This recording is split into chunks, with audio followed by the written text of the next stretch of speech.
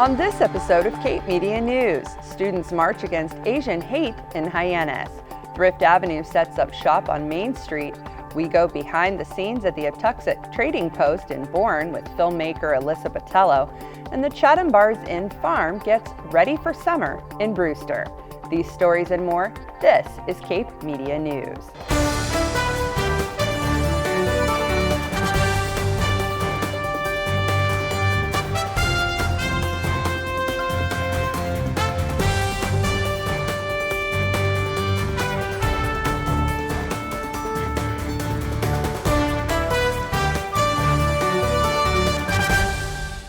You're watching Cape Media News, your local authentic newscast for Cape Cod.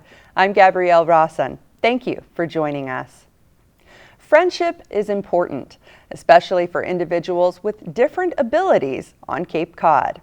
Earlier this week, the nonprofit Capabilities announced the launch of its Growing Friendships program, an initiative that aims to facilitate friendship between people of differing abilities, to build self-esteem, enrich lives, and simply to have fun.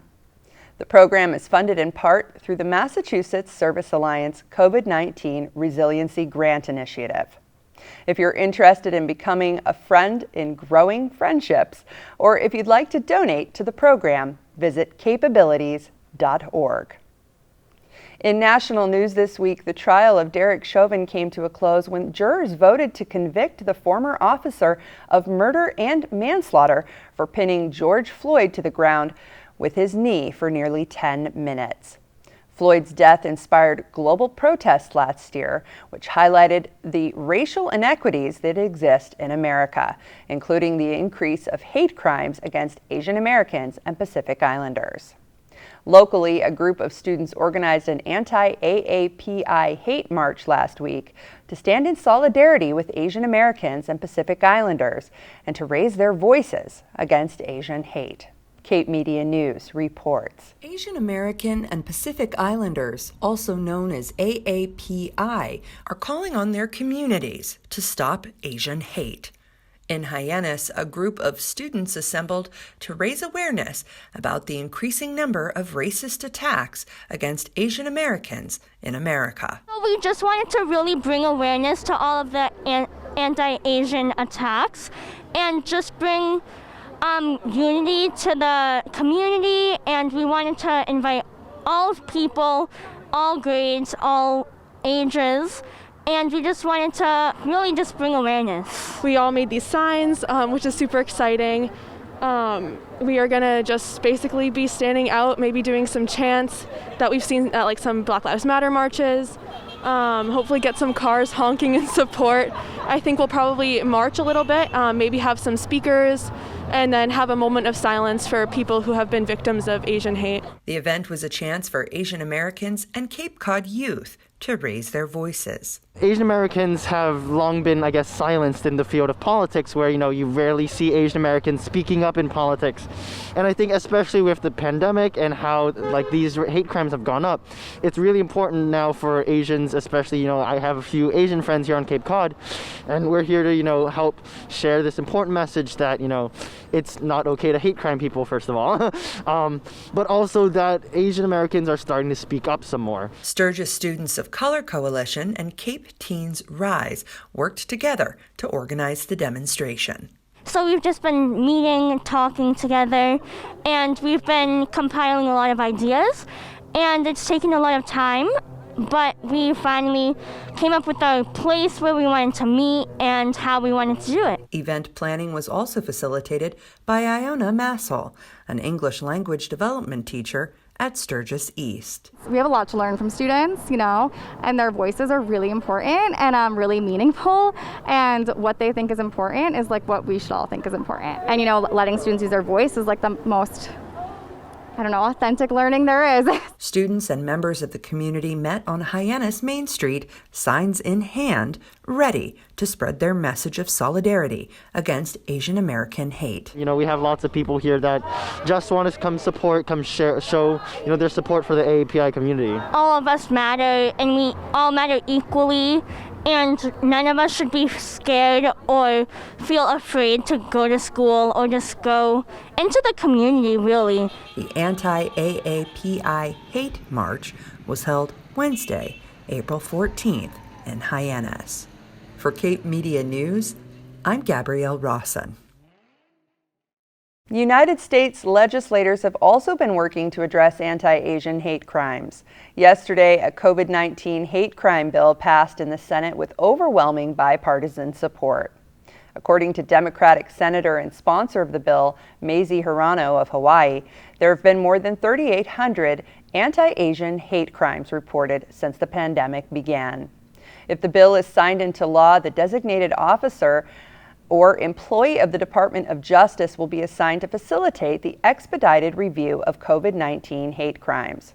It will also provide funding for a hate crime database and help local agencies develop public education campaigns on prevention and how to report a hate crime. Up next, we go behind the scenes with filmmaker Alyssa Botelho.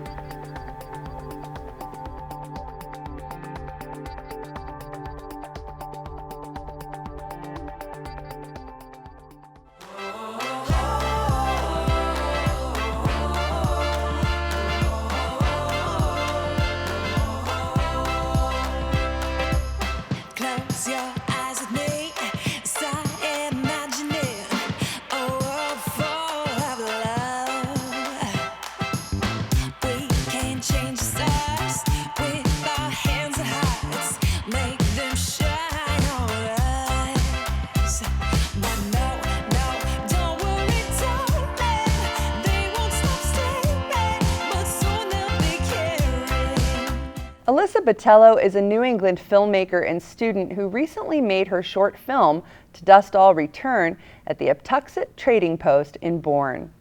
The museum, managed by the Bourne Historical Society, is an exact replica of a 17th century trading post built by Plymouth Colony in 1628. I sat down with Alyssa to learn more about her film and to find out what it was like to film a period piece on Cape Cod. Cape Media News reports. Rolling. Roll 41, scene 4C, take one. There's no better place to film an 18th century period piece than Cape Cod. And Alyssa Botelho, a film and media student at the University of Rhode Island, has done just that. So the film that I'm working on is called To Dust I'll Return, and it is a short film. It's going to be about 8 minutes, and it's set in the early 17th century, actually early 18th century New England time period. And it is basically about a young girl who's living alone, and a powerful man comes to kind of interrogate her and see if she's up to some witchcraft. Inspired by her previous work, Alyssa set out to tell a female-centered story. So back in the summer, I knew that I had my capstone project coming up, and I was thinking about what I really wanted to do, something that I'd be very passionate about. And I was looking at all of my previous work through high school and college, and I realized that nothing I had made really centered around a strong female character. And in particular, I'm really fascinated with like the process of a girl growing up, and like a young girl, and how she finds her own power and control over things. And I was thinking about, okay, well, where could I set her where she would be set against great odds? And the first thing that came to mind was the Salem witch trial period. To Dust All Return was filmed at the Aptucxet Trading Post in Bourne, an exact replica of a trade house established by the Pilgrims nearly 400 years ago. I came across another short film that was filmed at the Aptucxet Trading Post, and it was beautiful. It was gorgeous. Everything about it was just perfect. So I reached out to those filmmakers, and they got me in contact with the caretakers, the Bourne Historical Society. Checked it out. It was perfect, as I suspected. It was so awesome. It was the perfect location. Although Alyssa Botelho and her cast and crew filmed To Dust All Return over the course of a weekend, there's still a lot of work left to do before the film will be ready for an audience. Right now we're in post-production. So we've been in post-production for about 3 weeks now. We actually have to reshoot our opening shot at the Aptucxet Trading Post this coming weekend. And aiming to have the full piece done in about a month or so. So in May, it'll be finished, fingers crossed. Alyssa plans to graduate college this May, but she's already looking ahead. My long-term goals and plans are to become a film director and a screenwriter as well. I really like narrative fiction, and looking into maybe a TV series thing as well, but I really do like the long format. If you'd like to learn more about Alyssa Botelho's film, To Dust All Return, or want to support its Indiegogo campaign, search To Dust All Return on Facebook. For Cape Media News, I'm Gabrielle Rawson.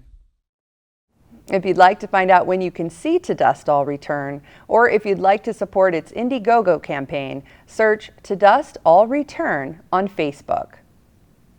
Local businesses bring value to our community, especially ones that reduce waste by recycling and repurposing used goods.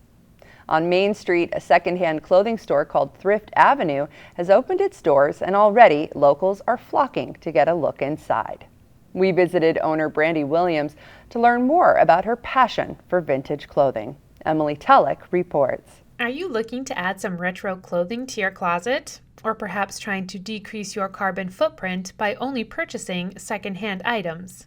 Whatever the answer is, 606 Thrift Ave may be the place for you.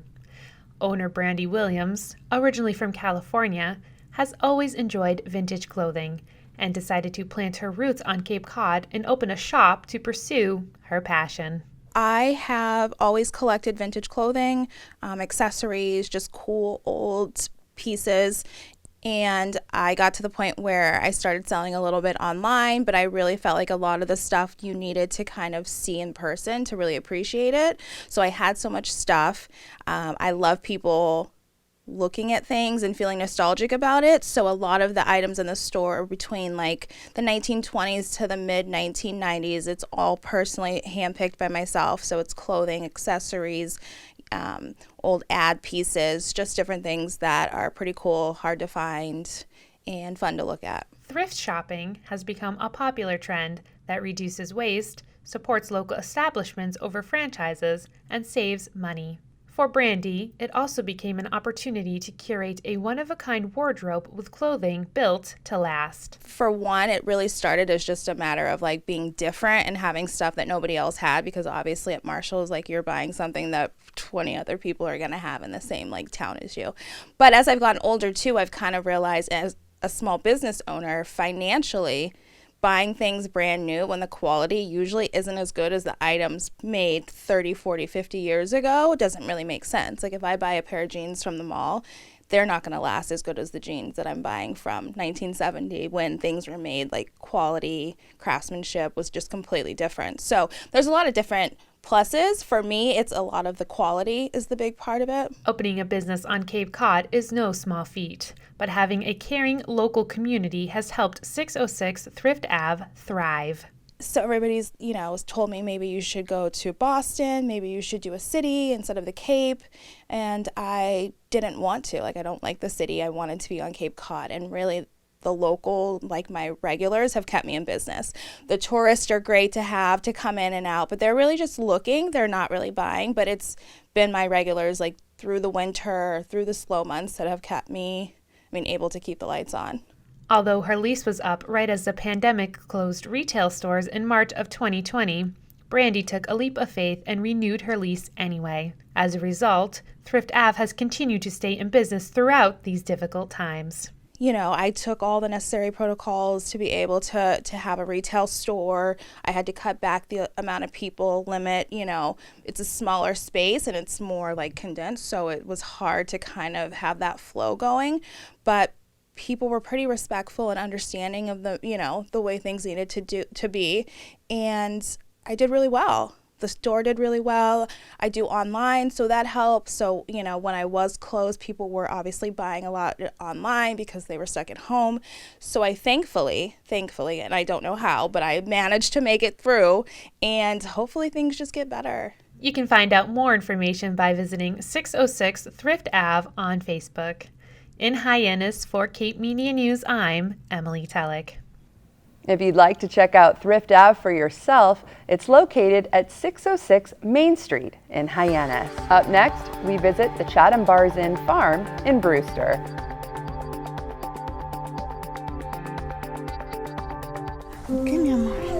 You've always protected me.